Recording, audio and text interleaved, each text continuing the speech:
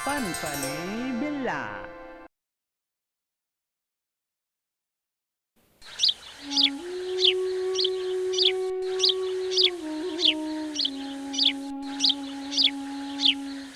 वृंदापुर के एक घने जंगल के किनारे चंदन नाम का एक किसान रहा करता था। चंदन के पास एक छोटा सा खेत था। चंदन उसी खेत में हल चलाकर अपना जीवन व्यतीत किया करता था। चंदन के पास एक प्यारी बकरी भी थी, जिसे चंदन अपनी जान से भी ज़्यादा प्रेम किया करता था। और वह बकरी अपने मालिक चंदन को भी बहुत ज़्यादा पसंद करती थी। चंदन जब भी कोई मुसीबत में पड़ता तो वह बकरी चंदन की मदद करके चंदन को उस मुसीबत से बाहर निकालती थी। सब कुछ सही चल रहा था। एक समय तो ऐसा भी आया, सब कुछ सूखा सूखा पड़ गया। जमीन में तो दरारें भी दिखने लग गई थी और आसमान तो ऐसा दिख रहा था जैसे कोई कोरा कागज हो। आसमान में से एक बूंद की वर्षा तक नहीं हुई थी, जिसकी वजह से सब कुछ सूखा सूखा पड़ गया था। सब जगह सूखा पड़ जाने के कारण चंदन भी बहुत ज़्यादा उदास हो जाता है।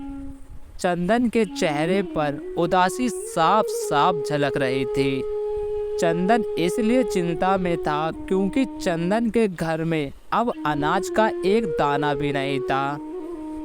बकरी चंदन को देखकर बकरी भी काफी ज्यादा मायूस हो जाती है। चंदन अपने दिमाग में बस यही सोचता रहता है कि वो कैसे गुजारा करेगा, अपनी गाय को क्या खिलाएगा, अपनी बकरी को क्या खिलाएगा और वह खुद भी क्या खाएगा। यही सोच सोचकर तभी रात हो जाती है। रात होने के बाद चंदन अपनी चरपाई पर सो जाता है। बकरी चंदन को देखकर काफ़ी ज़्यादा मायूस हो जाती है। बकरी मन ही मन सोचती है कि उसका मालिक चंदन बहुत ही ज़्यादा चिंतित है, मुझे कुछ ना कुछ करना चाहिए। यही सोचकर बकरी वहाँ से रवाना हो जाती है।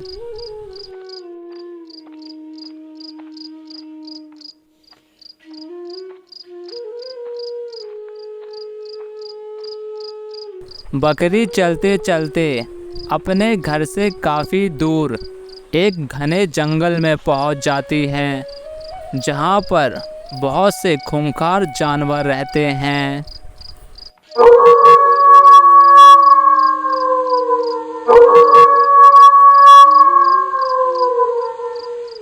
और उसी जंगल में एक बूढ़ा भेड़िया भी रहता था, जो रात के समय कमज़ोर जानवरों की तलाश में रहता था।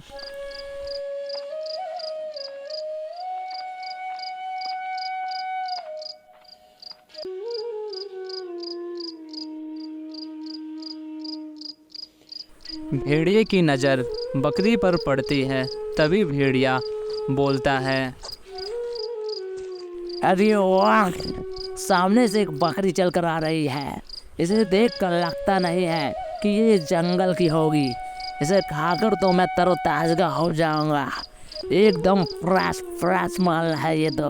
वाह, ये मेरे बारे में जानती रही। इसको फुसलाकर बहलाकर इस पे मैं हमला कर दूंगा और से बड़े चाव से कहूँगा, आने दो इसको मेरे पास।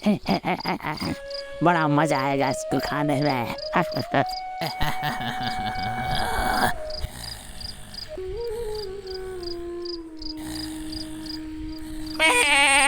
ताऊ जी सामने से हट जाओ, मुझे जाने दो। मेरे पास आके खड़ी हो गई हो, मुझसे अब रहा नहीं जा रहा। तुम्हारे लजीब लजीब मांस का आनंद लेना है मुझे। लेकिन उससे पहले मुझे ये बताओ, तुम कहाँ से हो? तुम्हें इससे पहले मैंने इस जंगल में नहीं देखा। जल्दी बताओ, फिर उसके बाद मैं तुम्हें मार के खा जाऊंगा। भेड़िए की बात सुनकर बकरी बहुत ज़्यादा डर जाती है और मन ही मन सोचती है, हे भगवान, ये कौन सी मुसीबत में फंस गई मैं। मेरे बताते ही ये भेड़िया मुझे जान से मार डालेगा। इस भेड़िए से बचने के लिए मुझे कोई ना कोई तरकीब सोचनी पड़ेगी। मैं क्या करूँ? मैं कुछ तो सोचना पड़ेगा। अरे हाँ, भेड़िया ताऊ, मैं इस जंगल की रहने वाली नहीं हूँ। मैं दूसरे जंगल से आई हूँ। उस जंगल का नाम जहरीला जंगल है और उस जंगल में हर जानवर के अंदर जहर भरा हुआ है। अगर भेड़िया ताऊ तुम मुझे मार के खाओगे तो तुम भी मर जाओगे, क्योंकि मैं जहरीली जंगल से रहने वाली हूँ और मेरे अंदर जहर भरा हुआ है। मेरे को मार के खाता ही तुम मर जाओगे ताऊ। तो मुझे पागल बना रही हो बकरी। इस जंगल में क्या दूसरे जंगल में भी सिर्फ सांप ही जहरीले होते हैं? बकरी कब से जहरीली होने लग गई है? तुमने मुझे मूर्ख समझा है, अब मैं तुम्हें मार के खा जाऊंगा। तभी बकरी डर के मारे भेड़िए को फिर से बोलती है। मैं रुक जाओ ताऊ, रुक जाओ। मेरा मांस खाकर तुम मर जाओगे ताऊ। मेरी बात का विश्वास करो ताऊ। एक बार सोचो ताऊ, इस वीरान जंगल में मैं अकेले घूम रही हूँ। बहुत से जंगली जानवर मिले मुझको, पर किसी ने भी मेरा शिकार नहीं किया। क्यों नहीं किया? क्योंकि मैं जहरीले जंगल की हूँ ताऊ। लगता है ताऊ आपने जहरीले जंगल के बारे में सुना नहीं है, इसीलिए आपको मेरी बातें झूठ लग रही है ताऊ। अगर विश्वास नहीं है तो शेर राजा से पूछ लेना, क्योंकि आते वक्त मुझे शेर राजा भी रास्ते में मिले थे। उनको पता है मैं जहरीले जंगल की रहने वाली बकरी हूँ, इसलिए ताऊ शेर राजा ने मुझको छोड़ दिया, वरना कोई शेर राजा के सामने आए और उसको बख्श दे। ऐसा हो सकता है ताऊ? थोड़ा सोचो ताऊ।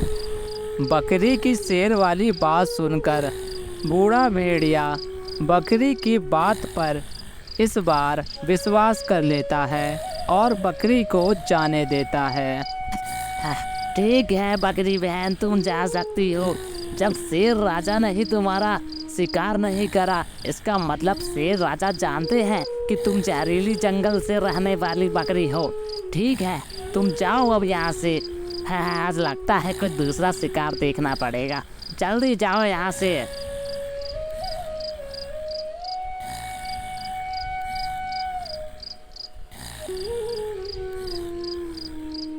बकरी अपनी चालाकी से बूढ़े भेड़िए से अपनी जान बचा लेती है और जंगल की ओर रवाना हो जाती है।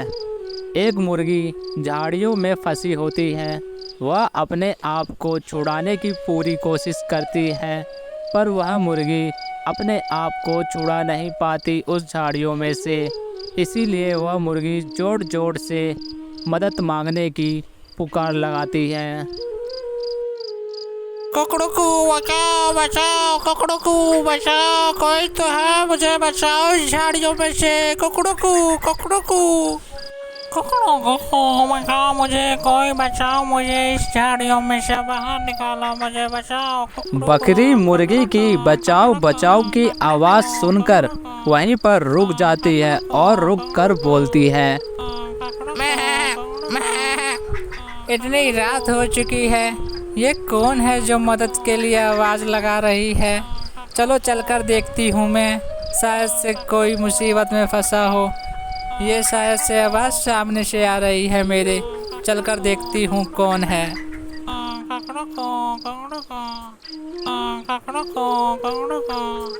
बचाओ बचाओ बचाओ बचाओ बचाओ, कुकड़ुकू। मुर्गी की नज़र तभी बकरी पर पड़ती है।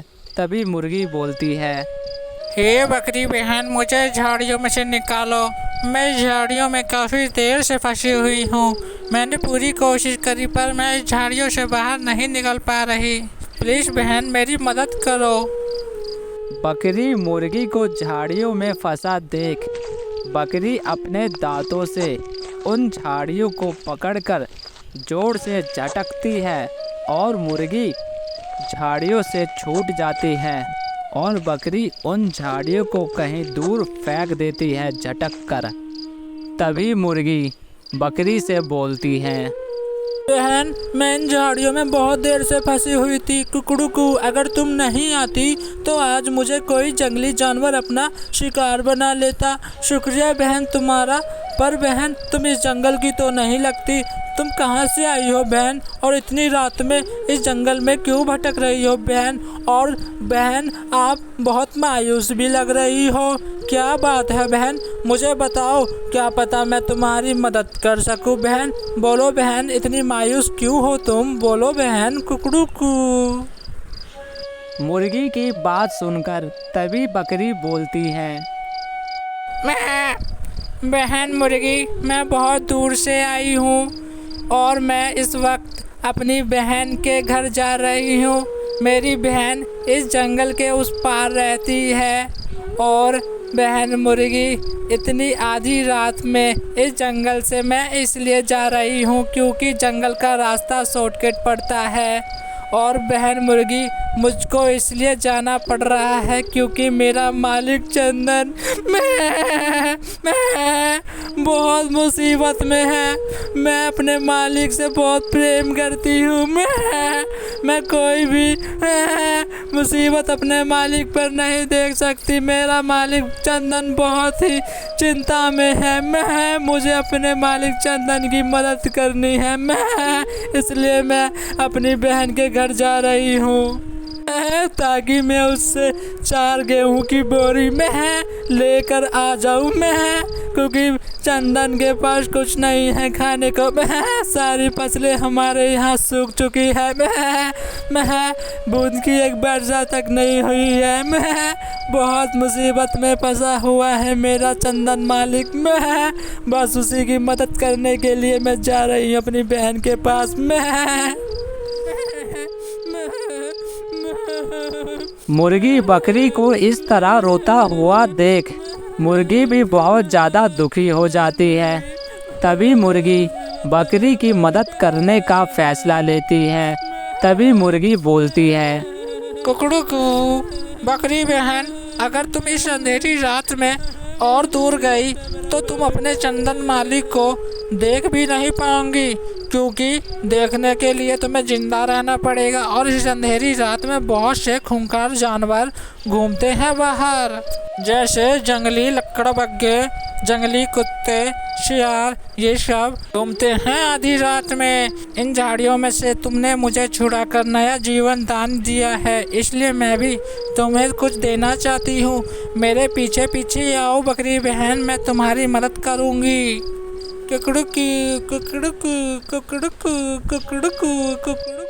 बकरी मुर्गी की बात सुनकर बकरी मुर्गी के पीछे पीछे रवाना हो जाती है।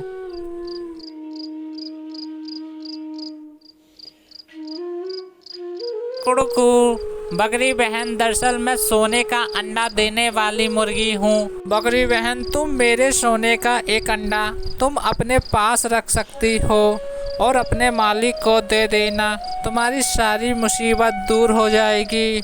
बकरी मुर्गी की बात को मान लेती है और मुर्गी का एक सोने का अंडा उठा लेती है और अपने घर की ओर रवाना हो जाती है।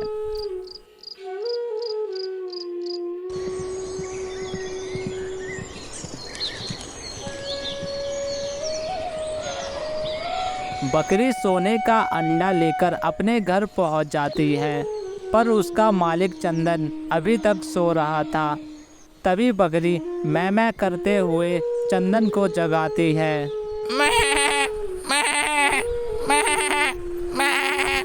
बकरी की आवाज़ सुनकर चंदन उठकर अपनी चारपाई पर बैठ जाता है। तभी चंदन की नज़र अपनी चारपाई पर रखे सोने पर पड़ती है और चंदन के खुशी का ठिकाना नहीं रहता। चंदन सोने के अंडे को उठाकर डांस करने लग जाता है। मेरी प्यारी बकरी, ये देख, हमारे चारपाई पर मुझको एक सोने का अंडा मिला। बकरी, अब हम अमीर बन गए। अब हमारे पास भी बड़ा घर होगा। हमारे घर में अनाज की बहुत सारी बोरियां होंगी। हमें कभी भी खाने की कोई दिक्कत नहीं होगी। ओह, मजा आ गया अब तो। फन फनी बिल्ला।